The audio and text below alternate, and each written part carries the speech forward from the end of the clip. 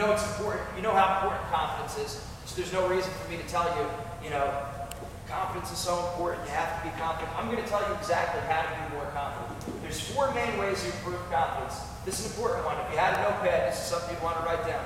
Jeff's going to videotape it, so we'll have it on a wrestling mindset. You guys will be able to look at this after. So first is your past performances. You improve your confidence by thinking about past performances where you succeeded. Confidence really is nothing more than what you're focusing on. If I'm focusing on times that I've lost, times where I've choked, times where I've wrestled bad, and I go out and I wrestle, how am I going to probably do?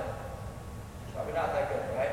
If I'm thinking about past successes, past times where I rose to the occasion, past times where I really, put it on the line and did really well, I'm probably going to wrestle real well in that match. Okay? Again, there's no guarantees, but all we're trying to do is just raise our chances. We're trying to improve our chances. So number 1 is past performance. Having a list, making a list of, top quality guys you beat. If you scored on good guys in the room or in practice or at your club, putting that down on paper. Took down Ben Askren. Put that down, something like that, or even just wrestling with someone like Ben Askren. It's like, hey, you had an opportunity where you were, because Johnny was with us and we were training Ben Askren. Well, one day we trained, but we worked out. But that's the thing you would put on a confidence list. You got to wrestle with Ben Askren. How many of your opponents got to do that? And all of you guys have different experiences, if not that, but other experiences in your career where you've wrestled against this guy, you wrestle against that guy in practice, you've wrestled while here. Put that all down, so when you look at that paper, you're like, man, I'm a real good wrestler. So past performances and like your personal strengths also. So what things are you good at? It's very important to know what you're very good at when you step out on the mat. I guarantee when Jordan Burroughs takes the mat, he's not thinking about all the areas he has to improve on in wrestling. He's thinking about all the things he's nasty at. Same thing for David Taylor, same thing for Kyle Day, same thing for the best guys in the state and the country. They're focused on what they are good at. Okay? This is an important point to me because I think this is something my youngest brother, who's not here right now, this is something he did wrong next year. He was ranked as high as 7th in the country, but he made this mistake. He would constantly make lists, like all over. I get in his dorm room at Rutgers. He had all like little pieces of paper, things he had to improve on. Top, all things he had to improve on. Bottom, leg counters, all the stuff. He had all the lists of things he had to improve on, and that's good. But we told him you also have to make bigger lists of all the things you're good at. Because all you have is things you need to improve on. If that's all that's going on in your mind, if that's all you have written down, and you step out of the mat, unfortunately you're left with the conclusion, I suck. Because all you're thinking of is all the things you have to get better at. You need to believe that right now, you can step on the mat and you have the tools to get it done. So how do you do that? But be very conscious of all the things you're good at. If you have a nasty sweep single or front headlocker, you're great at, you're great on top. You better know that. When you step out on the mat, you better tell yourself, when I get on top, no one gets out of me. I can get out against anyone in the country. I can take anyone down with my, low single leg or whatever it is. But know that. So putting it down on paper, like I said, don't just listen to this talk. You have to put the stuff down on paper.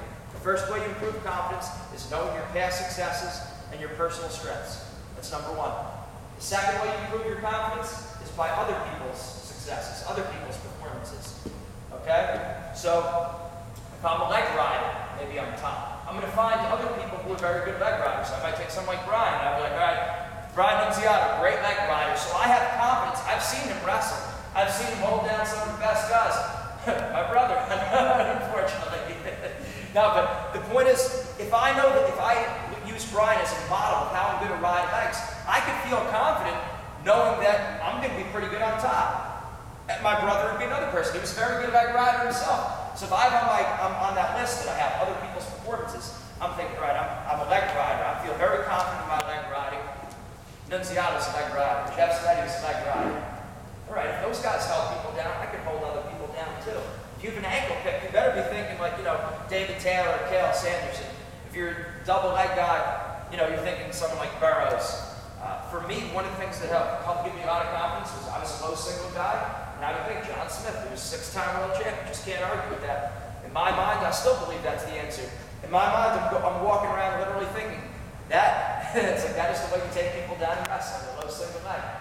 It doesn't matter if that's 100% the truth or not. If I really believe that, I'm going to wrestle better. So you better believe that your shot is the answer. Okay, that kind of thing. So other people's performance is another way you get confidence. You know, the next way is your own personal motivation buttons. What kind of things make you more confident? What quotes? What songs? What movies? What books? What people? Make a list of that. You know, if watching this movie makes you very confident, watch that movie more often. I have certain songs that I know make me more confident. Those were the songs I listened to when I warm up for matches. So just becoming aware of those your personal buttons.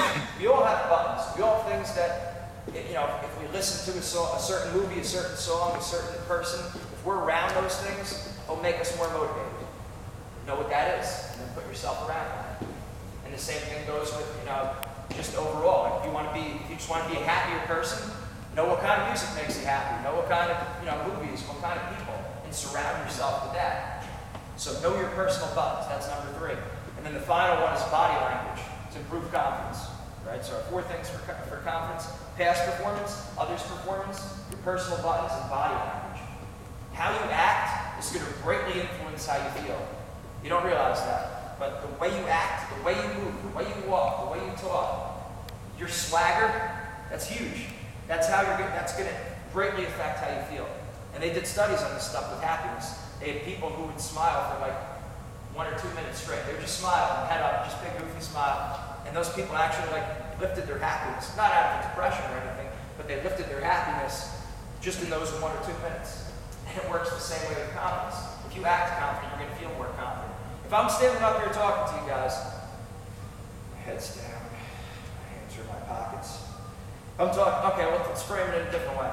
If I'm talking to a girl, walking like this, my head's down, I'm kind of, you know, well, okay, nice to meet you. I'm going to start feeling pretty self-conscious. I'm going to feel a little, like, you know, awkward. I'm not going to have the same kind of confidence. But if I walk in, my head's up, I'm speaking confidently, I'm moving around, I'm moving with purpose, I'm going to feel more confident. So remember, it's not just your body that listens to your mind. Your mind also listens to your body. So make sure you act the way you want to feel. And this can be done in class, in school also. Even if maybe you don't care, you don't feel that interested in whatever the teacher's going on about, act interested. Sit up front, you know, lean forward in your seat, nod your head. And all of a sudden you'll find you're going to be paying more attention. I guarantee if you act more tired, you're going to be more tired. If you act more confident, you're going to be more confident. So just use your body to your advantage. It's the simplest thing you could do. Maybe you're confident, maybe you're not confident, but you could always act confident. Just think about it. Muhammad Ali said he was scared to death for every time he got in the ring. Didn't look like it though, right? And I'm sure by telling himself over and over, I'm the greatest, that's what made that reality possible, because he put himself into that mindset all the time, even when he didn't feel that way. Another good example of that is Mike Tyson. His trainer, Customato, his original trainer back when he was undefeated, he always said there's no difference between the way he always said the hero and the coward. The hero and the coward feel the same thing before they go into the ring. They both feel nervous, they both feel scared, but the hero still goes and still gives their best effort even when they are scared. The coward feels scared and they don't go after it anymore. They stay reserved. So the hero and the coward feel the same way. And another important thing is we can even take that a step further. We all feel nervousness. We all feel a little scared before a match. How do you interpret those nerves? Are you the guy who looks at it and says it's adrenaline?